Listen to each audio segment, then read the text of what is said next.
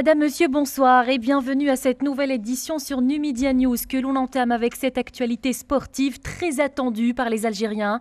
Tous les yeux sont braqués ce soir sur la Guinée équatoriale où les Verts affronteront l'Afrique du Sud à Mongomo.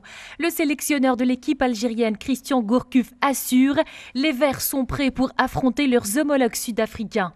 Pour l'entraîneur des Verts, la concentration sur ce premier match est importante et surtout sur ce qui doit être fait face à l'Afrique du Sud. 400 ressortissants nigériens en situation irrégulière en Algérie ont été transférés aujourd'hui de Ouargla vers le centre d'accueil de Tamanrasset en prévision de leur rapatriement vers leur pays d'origine. Le programme de leur voyage comporte une escale à Hassil Fhel dans la wilaya de Gardaya avant de poursuivre leur voyage vers Tamanrasset. Un groupe de 330 ressortissants nigériens avait quitté mardi dernier, pour rappel, le centre d'accueil de Tamanrasset en direction de leur pays d'origine. Justice, deux présumés terroristes appartenant à l'AQMI Al-Qaïda au Maghreb islamique, dont un de nationalité libyenne, comparaissent aujourd'hui devant le tribunal criminel d'Alger, accusés de tentative d'homicide volontaire de 2007 à 2012 dans les régions du centre et de l'est du pays. Les mis en cause ont participé à une attaque armée contre une patrouille de la garde communale dans la région de Aït Saada à Tizi Ouzou en 2008, selon l'arrêt de renvoi. Les terroristes sont également accusés d'adhésion à un groupe armé, de financement d'un groupe terroriste activant à Tébessa et ses environs depuis 2007, trafic, faux et usage de faux. Le ressortissant libyen circulait en outre avec une fausse identité, précise la même source. On va à l'actualité internationale, mesdames et messieurs. Le Mali en a fini officiellement avec l'épidémie d'Ebola. Alors, la Guinée s'apprête à rouvrir ses écoles, signe d'une baisse de l'épidémie dans le pays.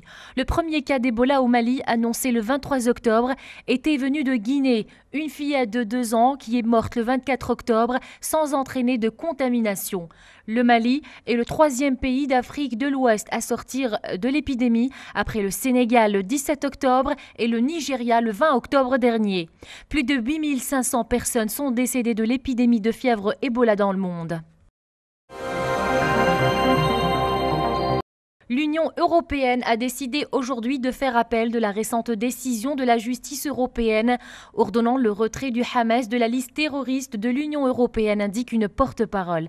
Cette décision a été adoptée au début d'une réunion à Bruxelles, au cours de laquelle les ministres des Affaires étrangères doivent discuter d'un renforcement de la lutte contre le terrorisme, précise Suzanne Kiefer, porte-parole du Conseil. C'est le 17 octobre dernier que l'Union européenne a décidé de retirer l'inscription du mouvement palestinien sur sa liste noire. Et aujourd'hui, le Hamas réagit en disant que cette décision de l'Union européenne est immorale.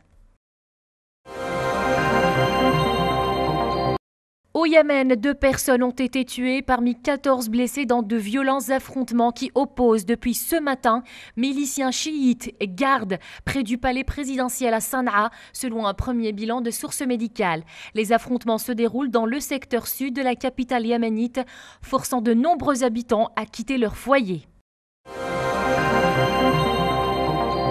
Au moins 5 insurgés présumés ont été tués aujourd'hui par des frappes d'un drone américain dans les zones tribales du nord-ouest du Pakistan, affirme une source sécuritaire.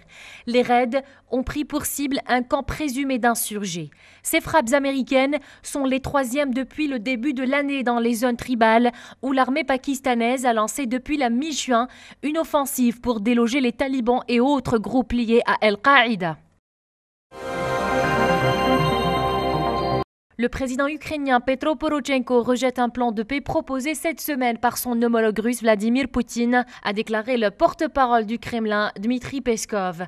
Le plan propose un cessez-le-feu mutuel entre forces gouvernementales et séparatistes pro-russes dans le sud-est de l'Ukraine, ainsi que le retrait par les 2 camps. Le plan propose un cessez-le-feu mutuel entre forces gouvernementales et séparatistes pro-russes dans le sud-est de l'Ukraine, ainsi que le retrait par les 2 camps des pièces d'artillerie de gros calibre.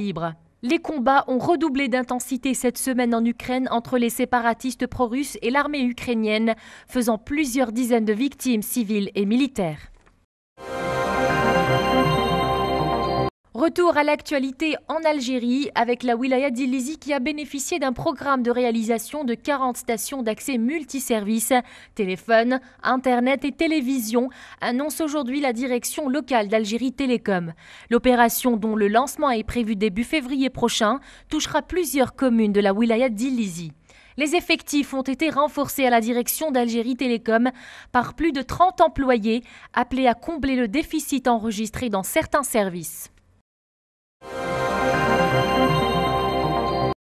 Et enfin, on termine avec cette information. L'actrice égyptienne Thoraya Ibrahim est décédée hier soir à l'âge de 75 ans. La défunte, qui a rendu l'âme à son domicile, sera inhumée dans la ville de Tanta, a déclaré le président du syndicat égyptien des métiers du théâtre, Samah Sreti. Thoraya Ibrahim participait au tournage d'un nouveau film intitulé Mariage impossible et s'apprêtait à achever aujourd'hui les dernières séquences de son rôle. Madame, Monsieur, c'est la fin de cette édition francophone sur Numedia News. Merci de nous prêter attention. À très bientôt.